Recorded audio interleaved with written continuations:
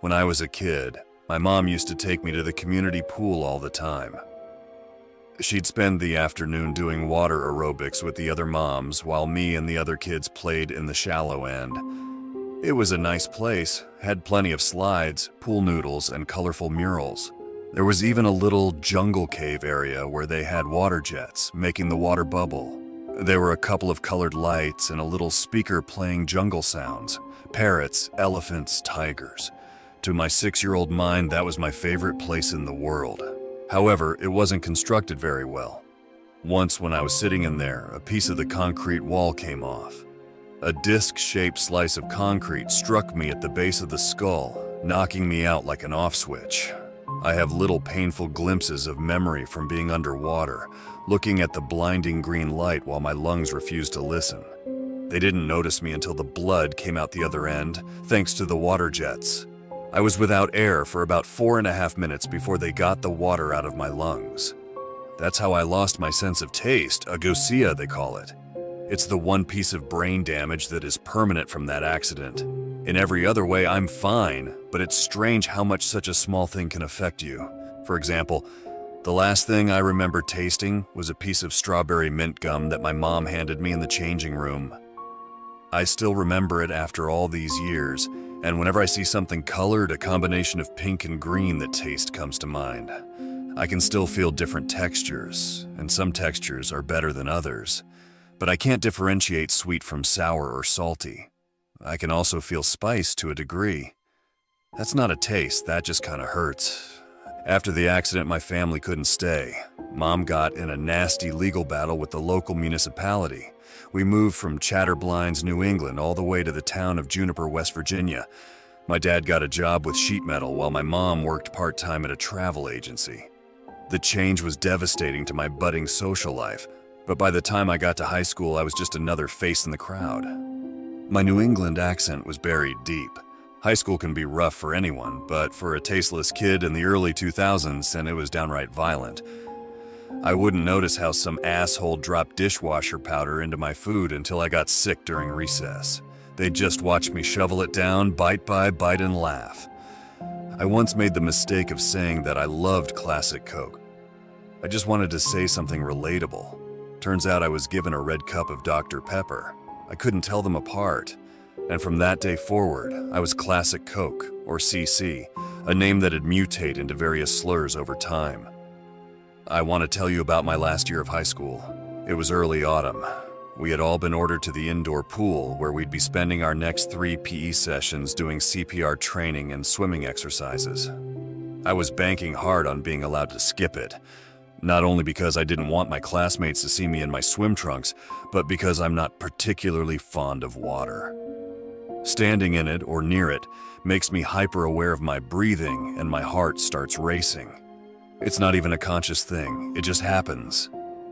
Trying to suppress it just highlights it further. I guess you could call it a sort of mild phobia or something psychosomatic. But yeah, no, I wasn't allowed to skip it. My gym teacher, Mr. Bauer, wouldn't even talk about it without a doctor's note. Appealing to his kinder nature wasn't going to get me anywhere. And since I hadn't brought my own swim gear, I had to use loaners. Not only were they too big for me, but they'd been lying in a box for at least a couple of years. How the hell does fabric get that crusty? Our first session was predictably awful. I stepped out in my cherry purple loaner trunks that reached way past my knees. We started out with a couple of CPR exercises on a training dummy.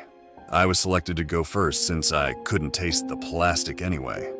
It was a different time. After that, there were swimming exercises. While my classmates finished their exercise in the deep end, as intended, I just couldn't do it.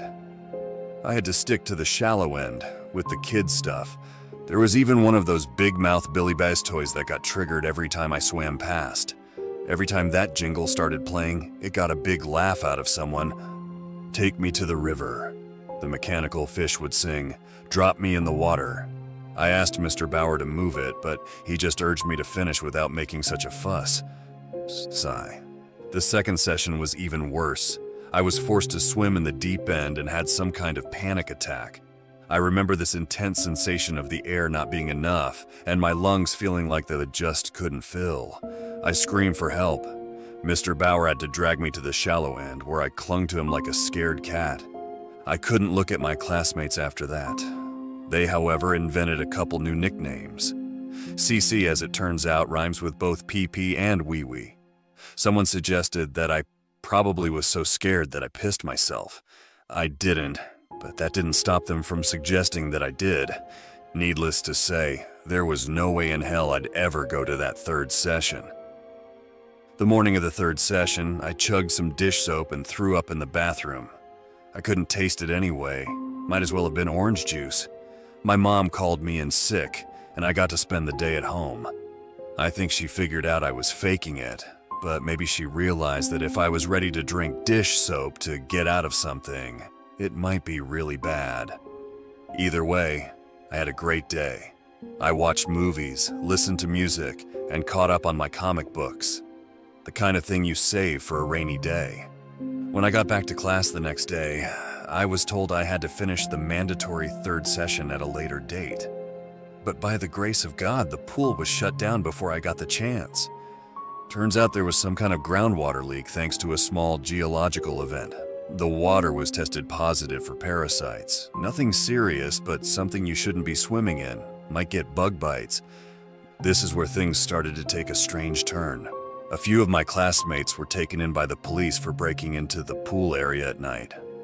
No one really thought too much about it, since it was just kids being kids, but I could see something was up. They weren't looking for a place to party. They had the Mastersons' house for that, one of the rich kids whose dad was out of town 6 days a week. So I started paying attention to the whispers in the halls.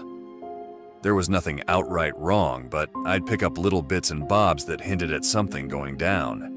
There were these two kids in the basketball team that I picked up a couple of whispers from outside the gym. "You gonna see her?" one of them whispered. "First chance I get." He laughed back, "Can't wait. They're gonna be watching the place." "Just people going in and out," another responded. "They won't notice if we go in by day and stay the night." My classmates started to behave. This might not seem like such a big deal, but they were paying attention in class, answering questions, and then retreating to the dark corners of the school to plot and whisper. Something was clearly up, but I wasn't in a clique close enough to the action. Still, it had me worried. The most obvious proof of this came to me during a math class. As Miss Levinson walked us through a couple of handy techniques, one of my classmates suddenly stood up. Everyone turned to him. "Is there a problem, Ron?" Miss Levinson asked. "Do you mind?" He just looked at her and raised his hand as if about to ask for permission. Then he made this awful noise and threw up all over the floor. The others looked at him with disgust. But it wasn't disgust about what he'd done. It looked like they'd been offended. I overheard one of the girls from the yearbook club whisper to her friend. "He's out," she said. "She doesn't want him." There were other signs too. Some of the core cliques were reaching out to new people, even sophomores and freshmen. People were getting invited to hang out, and more of them were being suckered into something I couldn't quite put my finger on. It was related to the pool area. Whatever it was going down there. That much was clear. The final nail in the coffin for me was in the locker room ahead of basketball practice. One of the guys, Morris, took out what looked like a metal snuff box. It was full of this dark purple-like powder. He licked his thumb, dipped it, and ran it across his tongue. One of his buddies turned to him astonished. They spoke in low voices. "That shit works. It's like I can hear her, man. It's like she's there." I wanted to ask them about it, but I couldn't bring myself to do it. If they wanted me in on it, they'd have reached out to me already. I'd see them bring these strange things to put in their lockers. One guy brought a bag of fertilizer. Another had a couple of sleeping bags. Some of the girls brought frogs from a nearby pond and flowers. A lot of flowers. Tulips, petunias, violets, even some novelty blue sunflowers from the train station gift shop. They'd stuff away entire bouquets into their lockers, and the next day they'd be gone. They were bringing things in, but nothing was going out. So where was it going? I wanted to check the pool out for myself, but I didn't get the chance. Teachers were keeping an eye on the place during the day, and there were cops going by at night. So while students were clearly getting in somehow, I wasn't in the loop about how. This all happened really fast. A couple of weeks at most. Some people had changed rather radically. For example, there was this guy named Everett. He'd been an absolute pain in the ass for the people in his class, and all of a sudden, he was a model student. He even addressed his teachers as sir and ma'am. It got to the point where people suspected trouble at home. But there was nothing of the sort. He just changed. And while others weren't sure as to how or why, I had a sneaking suspicion that it had to do with that closed-off pool. There were too many things congregating in that one area for it to be a coincidence, and I knew for a fact that Everett was one of the people that'd been invited early on. Finally, I bit the bullet. Once after class, I walked up to some of the more sympathetic girls in the yearbook class. They looked at me like I was an alien. "Hey," I said, "are any of you heading to the pool?" "It's closed, don't you know that?" One of them snapped back. "Yeah, but..." I looked around, making sure no one overheard us. "I know some people go there anyway. You do that, right? Why'd you even want to go? Aren't you, like, scared of water?" "I just want to see what's up. Everyone's going, right?" "Yeah, no." She smiled. "Not everyone. Not you, for example." So much for being some of the more sympathetic people in class. Some of the others stayed late after class under the guise of catching up. Teachers allowed it, and even encouraged it. I figured they used that excuse to sneak into the pool, but I had no way of knowing for sure. I couldn't make up a good excuse to stay late myself since I was ahead in most classes, so I had to do the opposite, end up in detention. So I cheated on a quiz copying the answers from my desk mate. I didn't even try to hide it. School looks different in the dark, eerie. The corridors look longer, and the lack of people buzzing about makes every footstep echo. When I was done with my detention, I managed to sneak off to see if I could find the others. Going past the pool, I could tell the door was locked. There was a warning tape on the front unbroken. They hadn't gotten in that way. As I was skulking about, I turned to see a figure at the end of the hall. The ex-menace, Everett. He walked up to me, looking me up and down with a curious frown. "What you up to?" he asked. "I want to see what you guys are doing," I said. "You're in there, right?" "You sure?" "I don't know, I'm just curious." "Yeah, but you gotta be sure," he insisted. "Once you're in, you're in. How can I be sure if I don't—" "I'm asking you, CC," he sighed. If you're sure. And you don't sound very sure to me." We just looked at one another for a while. He was taking this seriously and was asking me to do the same. I obliged. "Yeah," I nodded, "I'm sure." He took me to the janitor's closet and onward through a floor hatch. There was an old maintenance hall that handled the water flow from most of the school, and the pipes ran back out through the pool area. The space was so thin I had to walk sideways to get through, but at the end of it was this locker-sized door that led straight into the pool area. Stepping out, I didn't know what to say. The plastic cover of the pool was gone, leaving the water open. They'd covered most of the bottom of the pool in dirt, and there were flowers littered all over the water. The water itself had taken on a sort of purple tint. There were electric lanterns lining the edge of the pool, and about 24 students chatting, swimming, and playing. A couple were in the back making out. Everett grabbed my arm. The others looked up at me, some curious, most of them confused. "First off, you gotta take a dip," he said. "That's step one." "But it's closed, are you?" "You just gotta strip down." "I'm not gonna." "You said you were sure. This is you showing me you're sure. Strip." So I did. I'd just gotten my last sock off when one of the guys from the basketball team grabbed my other arm. The onlookers cheered as I was dragged to the pool. "We got a new one," they laughed. "Throw him in. She's gonna love you." Another cheered. "Hurry up already." Deep diving into bacteria-infected waters withstanding, I wasn't eager to go head first into the deep end. I asked them to slow down and hear me out, but it fell on deaf ears. Seconds later, I was pushed in. A moment of perfect silence, then I broke through the surface. Flower petals stuck to me and I could feel the grains of dirt scrub against my skin. The water was dark that I could barely see my own hands beneath the surface. The others were gathering around to watch, giggling eagerly. Something brushed against my leg. I came up, gasping for air. I swam towards the shallow end, shoving petals and debris aside. Everyone just waited and watched. "Here she comes." The girl from the yearbook club grinned. "You think she's gonna like him?" I didn't see anything or anyone as I continued to the shallow end. The moment my feet touched the dirt, there was a sound. A strange mechanical sound. Looking up, I noticed the big-mouthed billy bass fish swinging its tail back and forth at the end of the pool. Something had triggered it. There was movement, something dredging up grime. "Take me to the river," it sang. "Drop me in the water." Bubbles popped and there was a splash somewhere behind me. As I turned around, I could see ripples in the water. I could feel the waves move as something pushed its way forward. My heart raced as I looked at all the smiling faces. What were they happy about? What was this? Then something grabbed my leg. It was so unexpected. I barely had the time to gulp for air as something pulled me beneath the surface. I only caught a glimpse of it, a long, worm-like body moving out of view.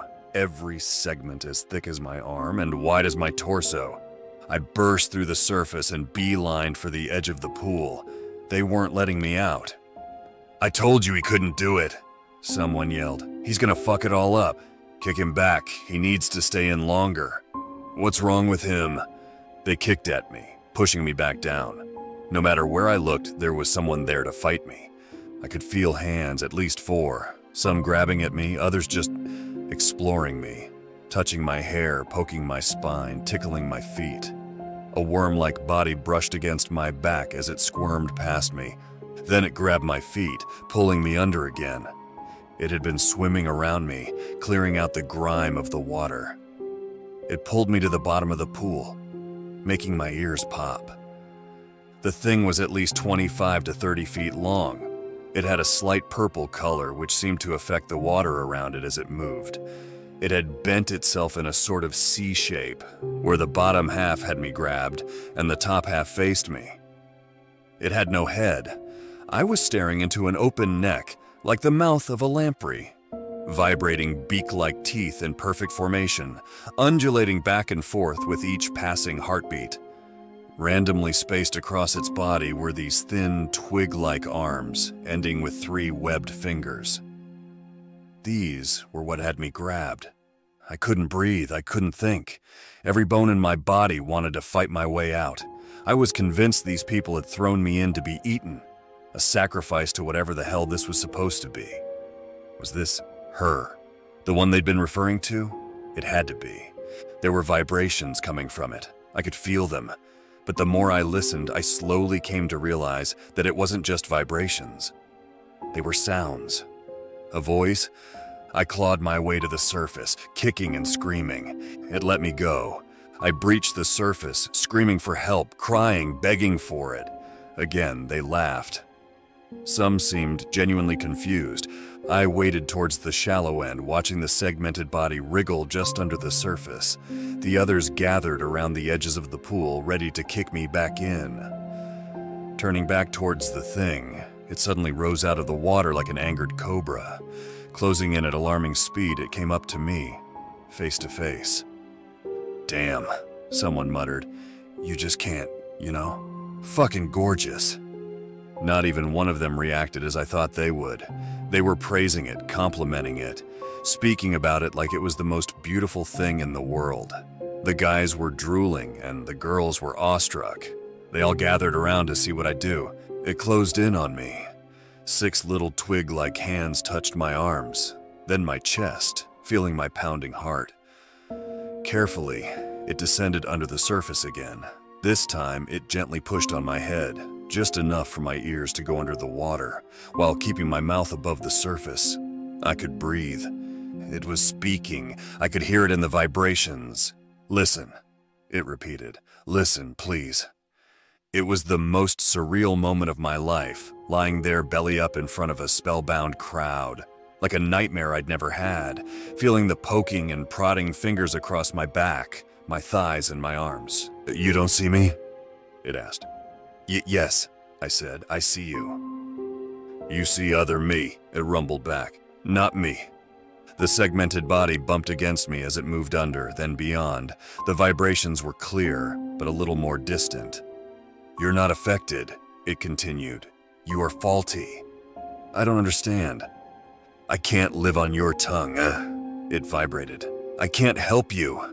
I lay there for at least 10 minutes just feeling the vibrations. The others relaxed. Some even jumped in with me, seemingly unafraid. There was no word for this thing. It was just her.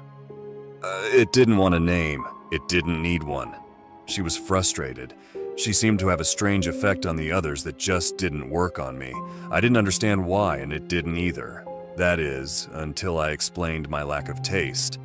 See, a human tongue has thousands of taste receptors, allowing us to translate complex sensations for our minds to register. Apparently, this is the way she could affect others, by having them taste her. I was told a story. There was a cave with hundreds of kin. In the dark, all you could use to find and discern others was taste and vibration, which was all it could utilize. Then there had been pressure coming from beneath, a breach pressing dozens of kin to strange, lonely waters. There she had looked for others, only to find herself sucked into a pipe. She'd been stuck in there for days, wriggling around, listening to us, other living beings, learning, adapting. She managed to make her way into the pool, which had been closed by then. The water was bad, but not anywhere near what she was used to. Chlorine was common in her home. It wasn't until a couple of students broke in to swim that she realized the effect she could have on us.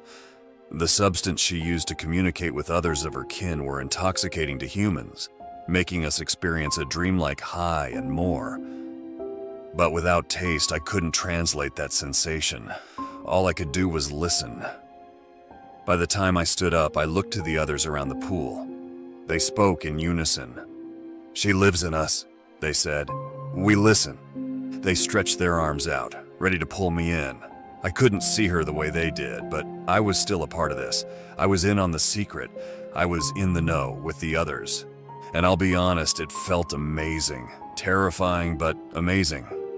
For the next couple of weeks, I was a part of it. A government-assigned official came by to check the waters, and a couple of students pushed them in. Once in, they were as infatuated by her as everyone else.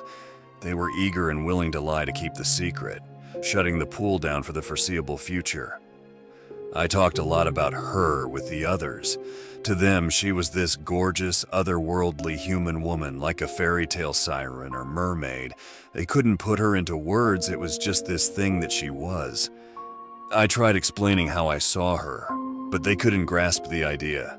In a way, they found it offensive. It was about a week before Christmas when I saw Ron coming down the corridor, the guy who'd stood up and vomited in class. I asked the girl from the yearbook club about him, seeing if she knew what that was about. "If you're not worthy, she hurts you," she said. "She kicks you out, that's how she does it. By making you ill. By pushing out everything she's given you," she corrected. "It just looks nasty is all." It all started to make sense. The purple powder I'd seen the basketball players with was just from the pool water. Tasting it would give them a bit of a leftover high, like swimming with her. And swimming with her they did. I usually stayed out, but on nights where I came to see her, the others would flock into the water. The massive worm would wriggle between them, brushing against them as it went. People would laugh and play, hugging her and each other. It was like watching a human snake pit, with that one thing moving between them. At first I loved it, I loved being a part of it, but I wasn't, not really. It started with Everett. I noticed lines, long thin lines along his arms, like the segments of a worm. His gums were looking a bit purple, and his eyes were red. You could barely tell at a glance, but if you spent some time with him, it was obvious. I'd see it in the others. Someone had grown extra teeth. Another one had their nose shrunk.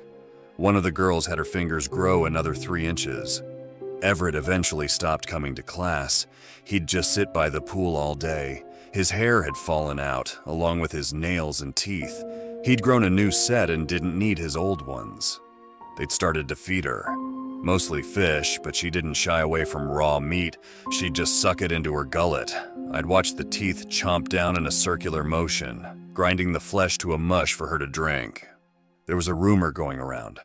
The remaining unaffected staff and students were all going to be dragged into the pool at once. There was going to be an uprising. It wasn't really talked about. It was just sort of felt by those involved. A collective subliminal thought. Not me, though. I was assumed compliant for now. Some brought zip ties and ropes. Others brought knives and tasers. Duct tape, plastic bags, power tools. It would be violent, but she was tired of waiting in the dark. She wanted to be out in the open, praised and worshipped, not hidden away like a dirty secret. But this was crossing a line. A creature seeking to survive was one thing, but this was abduction. I wanted to speak out, but I knew the others would silence me. And since I couldn't be influenced, there was only one thing they could do to silence me. To kill me, I had to be careful. The night before the planned attack, I joined her in the pool. Only a handful of others were around at the time. She had grown by then, each segment almost twice as thick as when I'd first seen her, with skin like rubber. I waded out, feeling the water reach my stomach. I felt her. "You don't agree?" She vibrated. "I don't," I admitted. "I don't want anyone getting hurt." "They are improving," she responded. "We are improving. We improve differently," I explained. "You're hurting them." There was a brief pause. From every nook and cranny of the room, I saw the other students emerge. Had they been waiting? An ambush? Their eyes looked different, brighter. "Your wish differs from mine," she explained. "We are different." "That's not a bad thing," I said. "That's how we... Enemy." There were screams, anger, someone grabbing a hammer, another grabbing a saw, a young girl tearing out chunks of her hair, crying with rage. Everett, at the far end of the room, kept slamming his hand against his chest like a gorilla. "Enemy," she repeated. This time she knocked me down like a bowling pin. There wasn't the usual careful movement. They were quick and erratic, not afraid to wound me. Some people jumped into the pool, ready to tear me to pieces. There was no way out. This was it. Fight or flight. Dozens of twig arms grabbed at me, dragging me into the deep end of the pool. It was so fast, forcing my eyes open. All I saw was this gaping, tooth-filled maw coming towards me, teeth moving independent of one another, hungering for me. Expelling every breath of air in my lungs, I screamed for it to wait, to listen, to stop, and to think. I pushed all these things I wanted to say into one sound, but it just came out as a scream. I felt the insides of its mouth with my fingertips, trying to hold myself from being swallowed whole. As a tooth brushed against my scalp, I felt it piercing my skin, and it stopped. Much the same way we were affected by her, she was also affected by us. At the taste of my blood, she seemed to understand. She tasted my fear, my desperation. Pausing, she released me. I clawed my way to the surface, feeling hot blood pour down my face. Forcing air into my lungs, I could see I was surrounded. Even more students and some faculty had gathered around the pool. She rose out of the water, her body at least 3 feet longer than when I'd first seen her. The others spoke in unison, not even minding the sea serpent. "I understand," they all said. "I will bargain." I didn't have a choice but to agree. I was given a simple task, and in return, she'd go away. She'd return things to normal. All I had to do was borrow my dad's car and do an errand. It seemed so simple. I was to drive Everett east to the ocean. Nothing else, just drive Everett. The following day, I got up early. I took my dad's keys, got in the car, and backed out. I made my way across town and picked up Everett. He was sweating bullets, staining the seat. He said nothing and kept his eyes closed. He looked even worse in the morning light. We made our way to Delaware through Sharpsburg and down to Chesapeake Bay by Halethorpe. Everett didn't say a word. By late afternoon, we stepped out on the cold winter beach. Everett took a moment to sit down. I joined him. Neither of us seemed to know what was going to happen next. He shuddered and whimpered, shaking his head. He was scared, I could tell. Then, as by the snap of a finger, he turned silent. With newfound determination, he turned to me. "I accept," he said. "Our bargain ends." He pushed his hand against my chest, much like she had done in the pool, feeling my heart. Then he got up, heading straight for the ocean, dropping his clothes along the way. Last thing I saw of Everett was him wading into the ocean, never to be seen again. The segments along his arms were clearer, and his skin had taken on a rubbery texture. He'd been changing. Back at school, people were getting violently ill, throwing up bucket loads of parasites, much like Ron had done in the middle of class. The creature in the pool seemed to have withered and died, leaving only chunks of fossilized flesh behind, resembling nothing but dirt and sandstone. Something that easily could have blown in through the damaged pipes. She upheld her part of the bargain, it seemed. I could go on for hours about what happened in the aftermath. For example, the state-sponsored investigation blaming our collective madness on parasites in our drinking water. Something related to a small-scale earthquake in Greenbrier Valley, and just as curious, the massive efforts to quiet down the disappearance of Everett. There wasn't even a police report filed. I was grounded, of course. Stealing my dad's car wasn't a popular decision, especially when I couldn't explain to them why. Years later, I still get news alerts about strange sightings along Chesapeake Bay. Marine life found shredded, strange circular wounds on humpback whales, and, as of a couple of months ago, a diver who swore he saw a mermaid. There was an interview about it. I'm not going to pretend like I know how they work or how they live, but I can't help but to believe that I've made a terrible mistake. To what end, I can only imagine. But I'm pretty sure this won't end with Everett. I think it's just beginning.